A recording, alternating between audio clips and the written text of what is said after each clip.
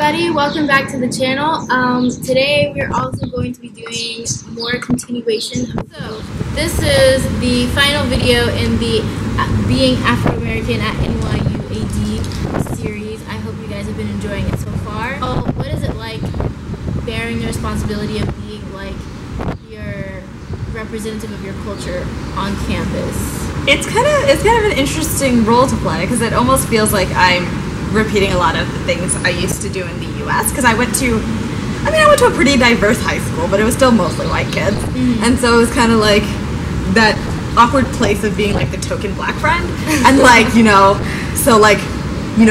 we'd be like talking and somebody would say something non-PC and automatically the gaze shifts to you and it's just like, oh, did I like cross some line, or like people taking liberties with their vocabulary and it's just being like, no, not that. Or like, so it's been interesting because at the same time I've had people have really interesting conversations with me, but I've also felt like sometimes,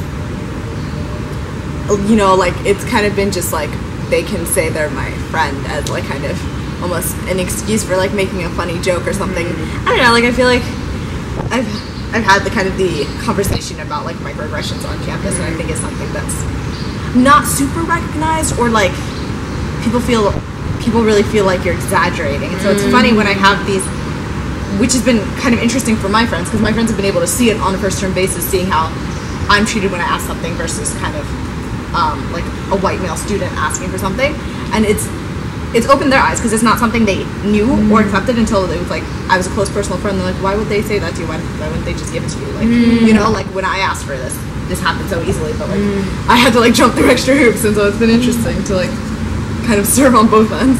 Oh, if you have like a reference or something you want to ask about Black or African American culture, go to Nafi or go to Emma or go to Aya, you know what I mean? Like, you ask me if it's hard or if it happens. If it's difficult to deal with, is it fun to just sit there and explain? Yeah. Like people come, are they like, you're my like expert on Black people? Yeah. Because I feel like sometimes I occupy this weird space where like a lot of the times being a second generation immigrant, I get a lot of people being like, oh, like, but you're not really Black, so like I have to deal with that, and so like you have that whole authenticity but I was born and raised in Bronx, New York, so like all I know is the Bronx. It's all I know, that's who I am, and that doesn't exclude it's just that I haven't been exposed to like the physical places of Cameroon.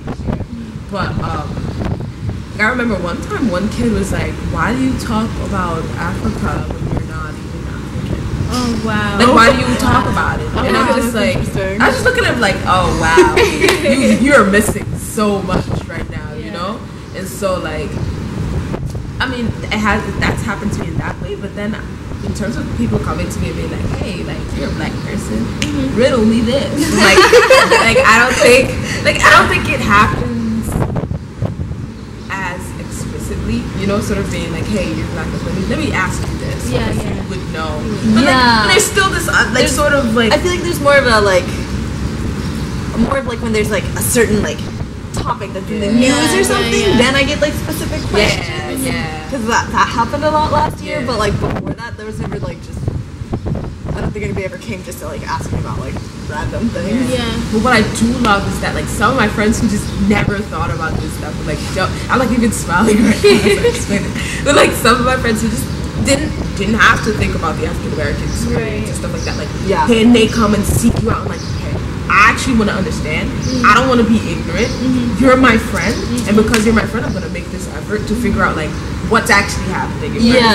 What is this and what is that? Like one of my friends here, he's like, he came to me after like the Ferguson stuff and like even later on in the year, and he would just be like, so I read about this cop that got away with killing this Black kid, and it's on video. I've been able to have those conversations and have people really ask, and like it's been really rewarding because it's been like, I don't know, I think that's partly an NYUAD thing, that kind of like seeking out or like wanting to have these conversations and like feeling comfortable asking other people these things. Yeah, exactly that. And also like even certain student organizations, like sell, for example. So that's the school's newspaper.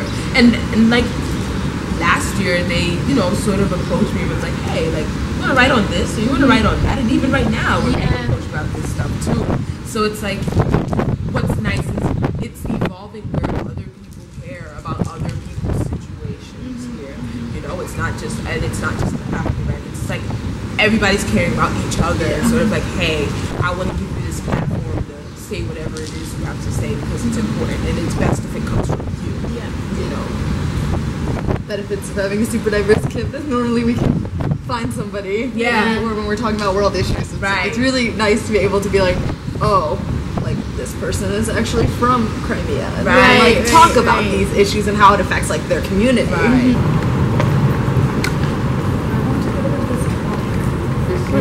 Yeah, oh my goodness. It's like December. That's wait. It's I'm like confused. literally this pre-Islamic poet that we had to read for. We had to read it in cultural explorations. And it's just like, dude, I have no idea what's happening. Once our professor told us what was happening this day. Yeah, I was like, oh, good.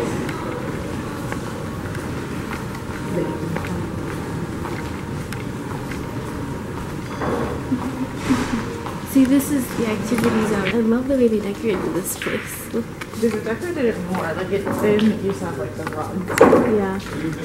They just kind of had, like, two couches. They kind of, like, threw in the corner. And now they've got fake trees and yeah, it's really cute. Oh my gosh, Jackal's radio is hilarious. I've only really listened to. Did she the one of Edward Said? Oh, I saw that. Yeah. Trust me, like, by senior year, you're so bored of it.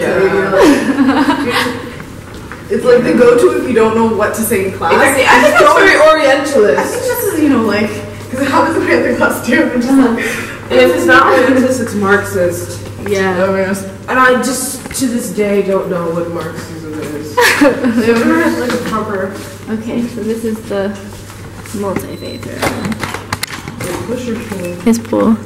I always fight with this door. Like, the amount of times that I've actually come in here, I still can't figure out which way you go. Oh, I see. Inside. Not that carpet. It's the other carpet. That door is not going to open. You have to go through the... Yeah.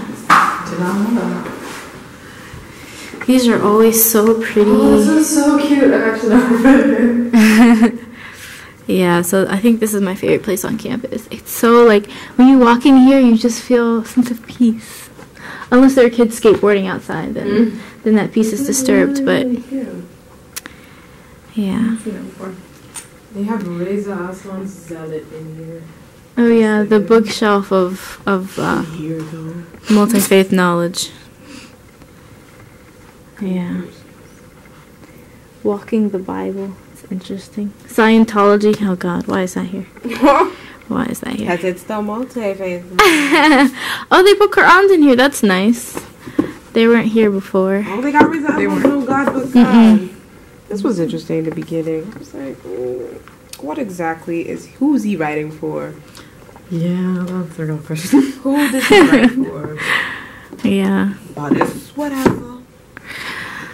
Okay, well, I guess those are all of our places. Cool. Well, that concludes the video.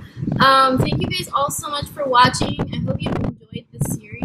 Please like, share, and subscribe. Thank you guys all so much for watching, and see you another time, I guess.